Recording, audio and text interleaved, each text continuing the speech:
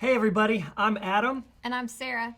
And this is the third of 6 All-Star Marriage Moments.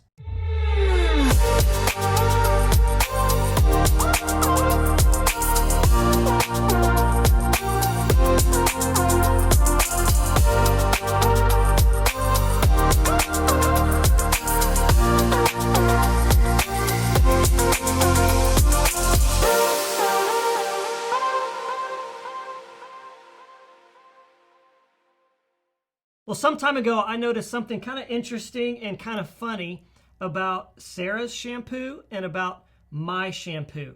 And so Sarah's going to share with you the directions that were on her bottle of shampoo.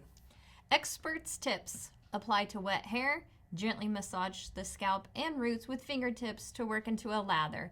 Lightly squeeze the shampoo from roots to ends and rinse thoroughly.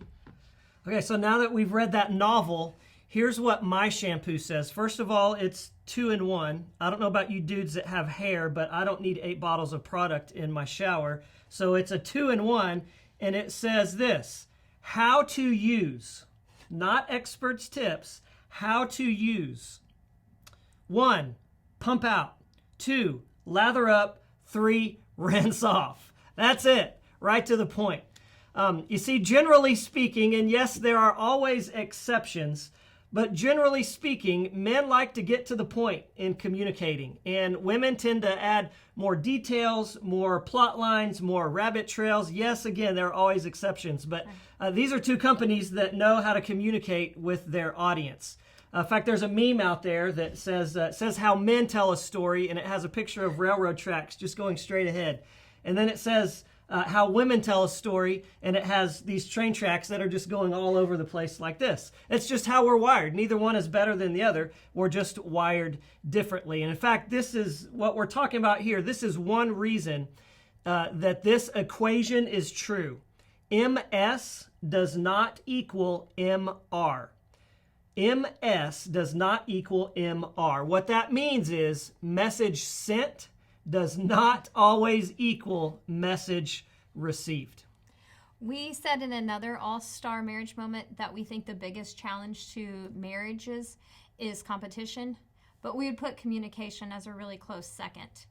In the next video, we're going to offer some good communication habits, but today we want to offer 4 habits that need to be eliminated in order to cultivate effective communication in your marriage. Yeah, the first one is interrupting. Of course, interrupting is not letting the other person finish their thought. Oh, I knew you were going to do that. I knew you were going to do that. Yeah, it's cutting people off, not letting them finish. She knows that's one of my pet peeves. When you interrupt somebody, you're basically communicating to them in a subtle way that what you have to say is more important than what they have to say. And that's a really destructive habit in your communicating.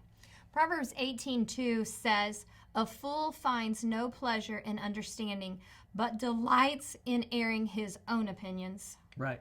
That's just interrupting. I want to tell you what I think, so I'm not going to let you finish, so I'm going to interrupt. That's a habit that we've got to cut out of our communication with each other. But the second one is defensiveness. Defensiveness means somebody says something maybe that you don't want to hear, and you immediately make excuses. You immediately turn the conversation back on them. This is the person who really can't take constructive criticism and can't have those difficult conversations when they are the subject of the difficult conversation. And the thing is, when you act that way, first of all, it hinders your spouse from having difficult conversations with you. Because after a while, they just say, well, why bother saying anything? They're just going to get defensive.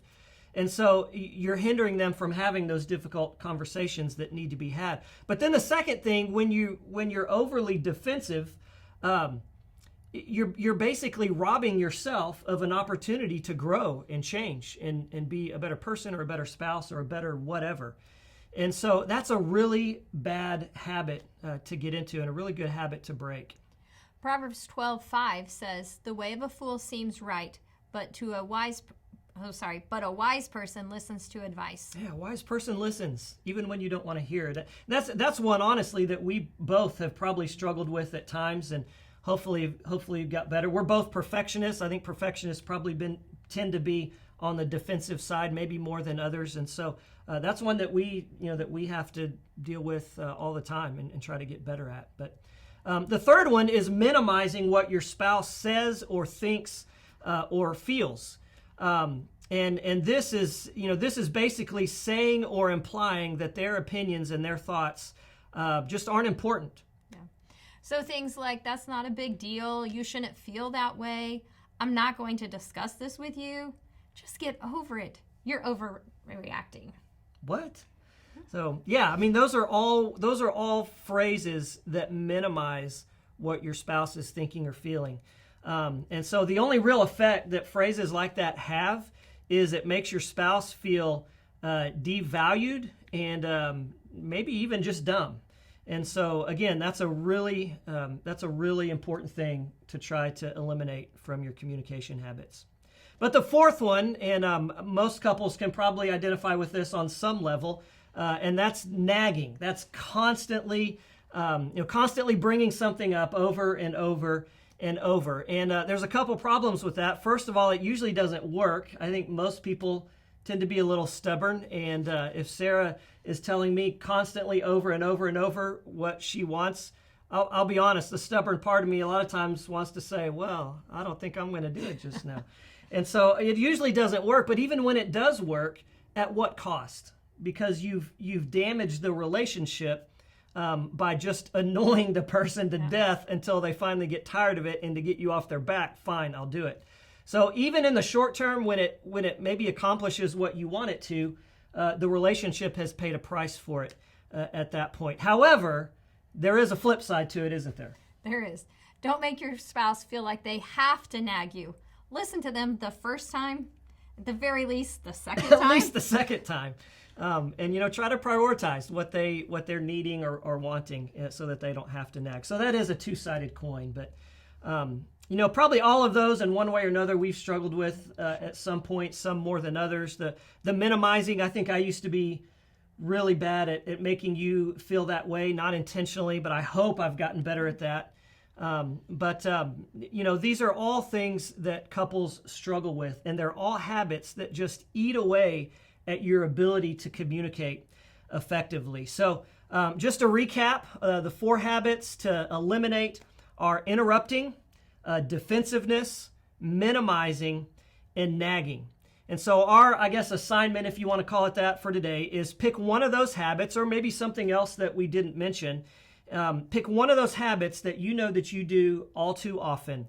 Pray about it.